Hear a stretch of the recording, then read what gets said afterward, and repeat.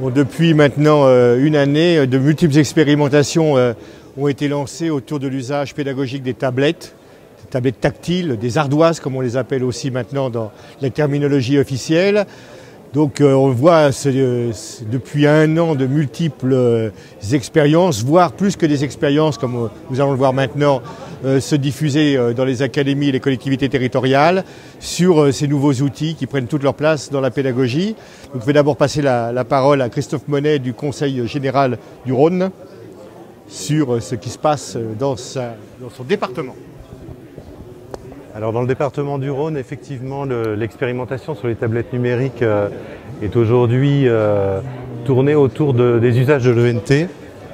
Et un certain nombre de classes utilisent en cours de français ou en cours de musique les tablettes numériques. On est revenu sur cette expérimentation tout à l'heure et on s'est rendu compte qu'effectivement cela impliquait que l'ensemble de l'ENT se modifie autour des usages de ces tablettes, donc ça c'est une chose importante.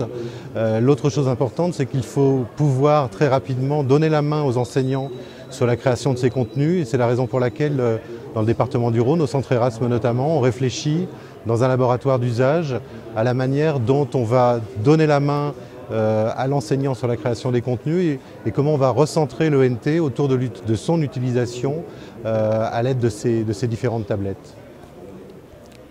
Je te donne la parole. Alors, Pascal Bringer pour l'expérimentation mascotte Samsung, Orange et Artim sur le Puy-en-Velay concernant 2 classes de primaire. Ce que l'on peut retenir sur cette expérimentation, c'est que les tablettes sont véritables outils de mobilité. On peut les distribuer aux élèves très facilement, on a une grande autonomie, mais on a plein de nouveaux usages qui se profilent. Avec les puces 3G, on peut sortir à l'extérieur, utiliser de la géolocalisation. On a un côté tactile qui fait que les interfaces logicielles avec les élèves ne sont plus du tout les mêmes. Il y a une nouvelle ergonomie, une nouvelle façon de rentrer dans les applicatifs. Des utilisations via l'appareil photo, la capacité de s'enregistrer, de réécouter qui peuvent être utilisées dans les langues, dans les apprentissages du français. Donc avec ce nouvel outil, on ouvre la porte à tout un tas de nouveaux usages qu'on a commencé à bien expérimenter mais qui demandent encore à être développés.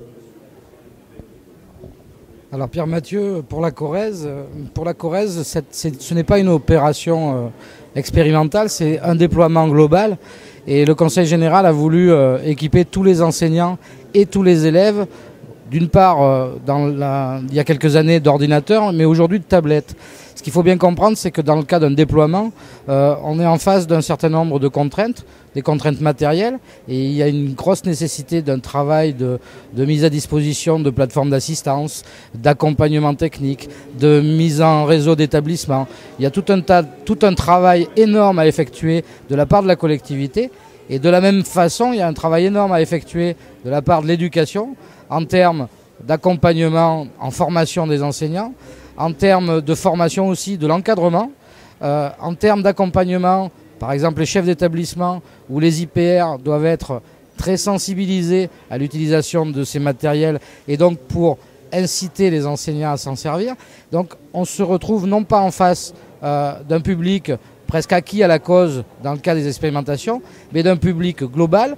Et pour n'oublier personne, il faut absolument mettre l'accent sur l'accompagnement, la formation et la mise à disposition de ressources qui, elles aussi, évoluent de plus en plus et de plus en plus seront des petites briques et des petits grains qui permettront aux enseignants de préparer eux-mêmes leur cours.